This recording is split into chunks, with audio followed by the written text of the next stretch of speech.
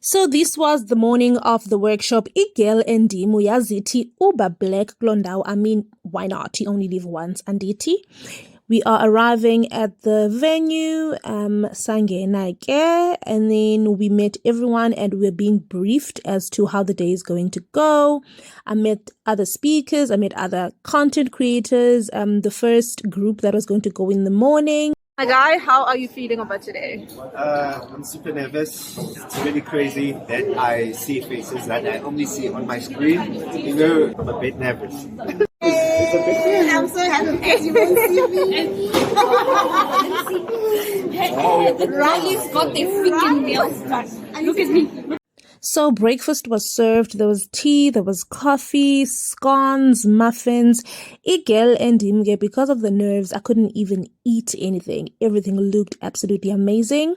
Fika again, one I am. Yafika. Didn't even tell us that he was going to be a part of the workshop, but we're excited to see him. And Nango ge yamazik. Yamaz.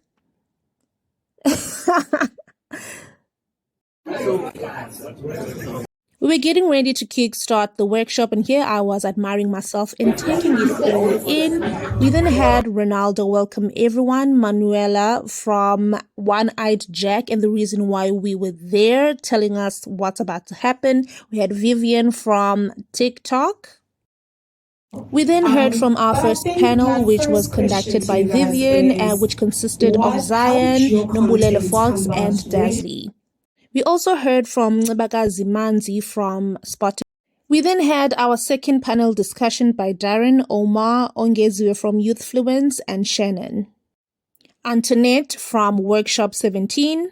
Now it was time for us to have lunch. Once again, I couldn't eat because I was nervous. And the two of you respectively have quite different ways of looking at content and different platforms which you prioritize when it comes to content creation.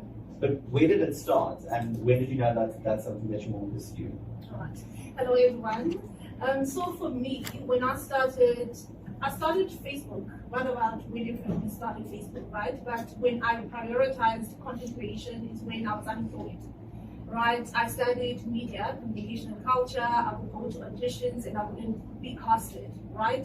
So I then said to myself, I'm the type of person who creates their own opportunities, right? Because I'm not going to wait for somebody to give me something if there's nothing there. So I then started a YouTube channel.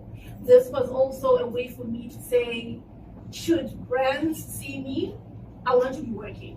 Also, I want to be confident in front of the camera because that's what I wanted to pursue. So presenting, be it on TV or radio, right? So then I went on to YouTube. Started my YouTube channel, didn't really know what I was doing at the time. And at the time, I was just bored, to be quite honest, and also frustrated for not having a job. And then I was like, I like to talk. Let me just talk about myself.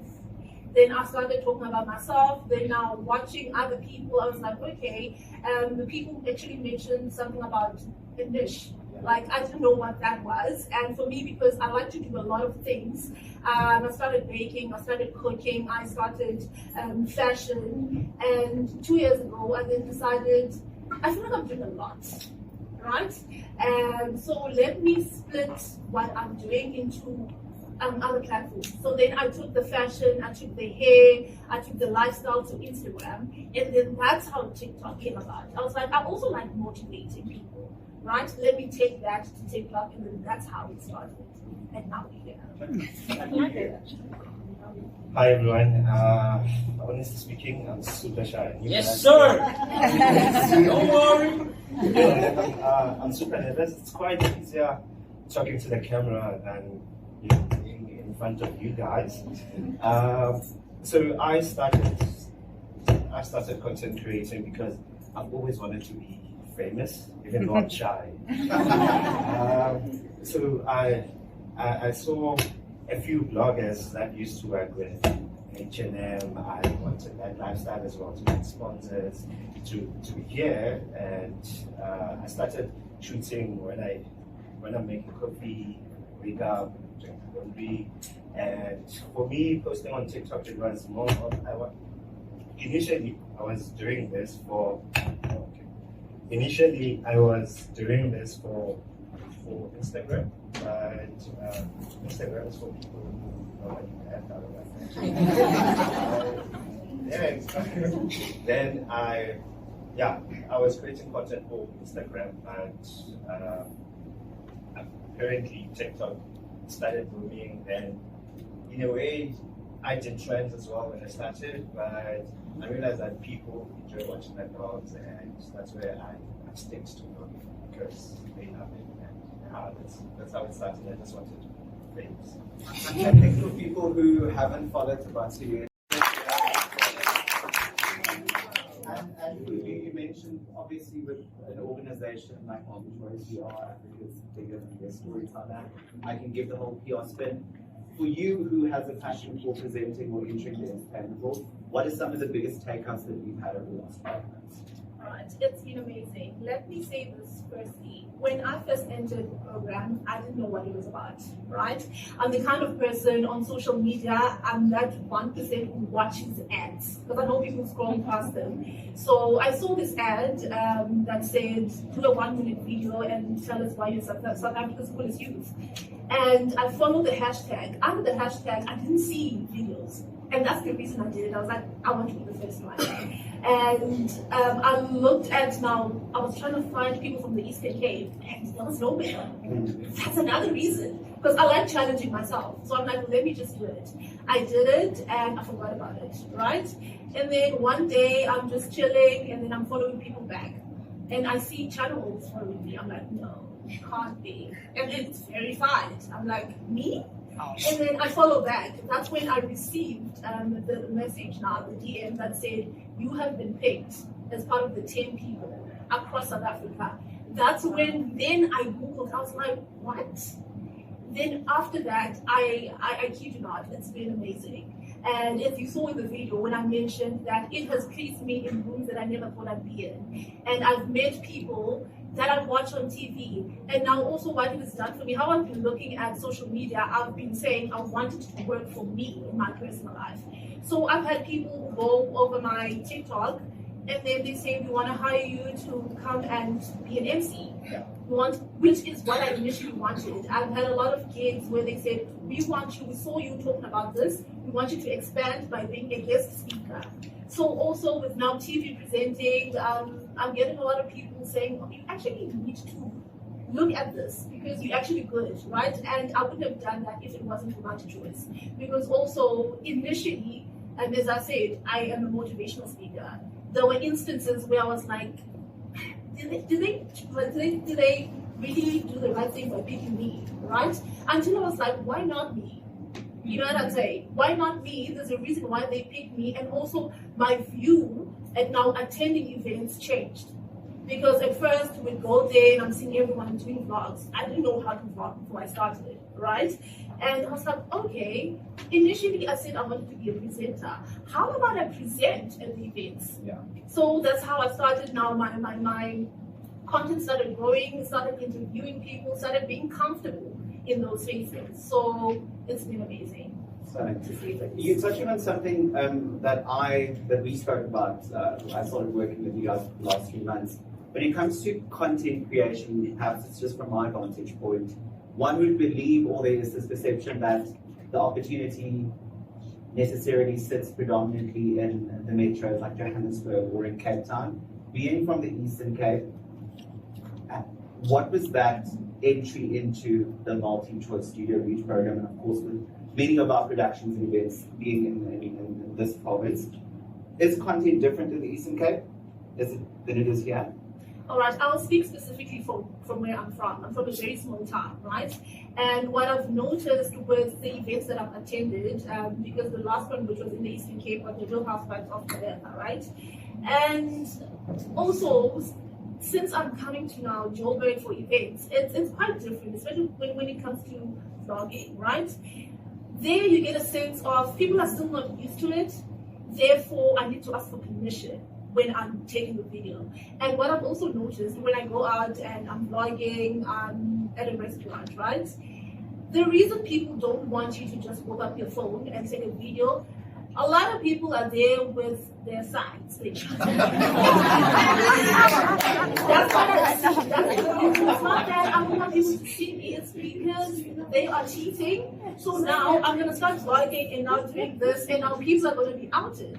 You see? So now also crime is everywhere. But for us, that's what I was marveling over when I saw Tibet. So I was like, how do you walk around Ekasi with the phone?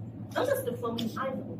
You know what I mean? And also where I'm from, even the fact that you have an iPhone is like, either money.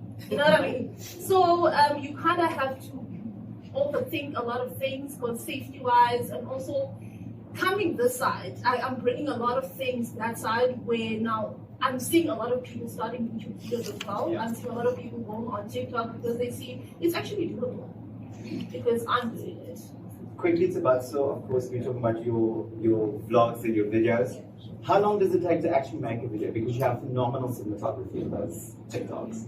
Thank you. It takes about, I shoot the whole day, and then it takes about 2 to 3 hours editing. Yeah. So content creation for you relies heavily on editing, or where would you put It relies heavily on editing. Okay, I could say maybe 70% relies on editing, and then 80% would be the angles, my composition. So yeah, I could say editing would be the masterpiece to your. Quickly, before we go to questions, I'm curious to know, from a consumption perspective, who and which content creator do you guys enjoy consuming? Maybe they're in the room though. Looking at Uncle Des, looking at Umalu, a good friend of mine actually. Yes, boy! So I normally, I consume everything. For good giggles, I consume Uncle Des, I consume Z, I consume Umalu. For inspiration, I would go for people who vlog, and I don't think they're here. Oh, sorry, my bad. So yeah, for inspiration, I would watch other vloggers. Just to either steal their music or steal their angles. So yeah. Thank you. And for me, him, obviously, because I relate a lot. Because for me, before vlogs, I was like, okay, I need to have money and go to, high places. When I saw him, I then started relating. That's where I was like, I can actually do it. And then time delay as well, I'm going to be a bit biased because it's like my people. That's how, before I started TikTok, I wasn't really consuming much. And I like lives on TikTok. Yeah. So, Miss Wangele Holi over there, and also we'll see, I think it's on Bojo. So in other social media platforms, there are different people for different things. Yeah. And if you notice there are no inspirational people there, but it's just for vibes. And also when I'm stressed, I know I can go to this page and I will just laugh it off. So yeah. I think we can head into questions if there are any. As content creators, so the both of y'all.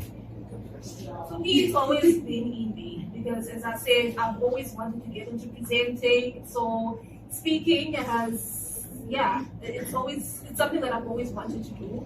But now I got to a point that's like, it needs to feed me. You know what I mean? I can't just be speaking. And that's when I then looked at public speaking. Then content creation came after that because I was like, I need exposure. That's where people are at, right? Because now we're living in a digital era. Otherwise, it's always been me. For me, it grew gradually as I shoot every day. I think the best way to improve with the content is to do the very same thing every day. Like you'll see that even if you don't see, much difference, but there will be that 1% of difference every day if you do it every single day. So for me, it was just shooting every day, editing, and the more I shoot, the more I edit, it's the more I grow as a content creator, and my visuals as well. Yeah. Sorry, how do people get in touch with Studio Reach? How can we actually apply to the program? Okay, cool. So we just wrapped our call to entry for the next intake. So the next opportunity will only be next year. So we'll be announcing the 10 influencers, incubator influencers at the end of this month. But just keep a close eye on MultiChoice's social platforms, specifically on TikTok. You can check out the MF page, the Channel O page, and the Lovely Magic page. The call to entry videos are there, and like somebody said, it's really simple. We just want to see how you as a content creator would approach content, and if it is aligned, hopefully you can join the program in next year. So keep a close eye on MultiChoice's social pages. And I think that's about it from us.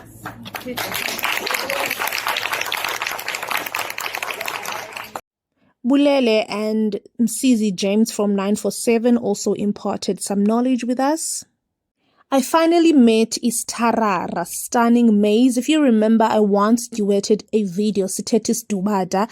Amazing. So now it's the next day and I was having breakfast as I was getting ready to head home. It has been so amazing. It is time for me to head back home, waiting for my Uber right now.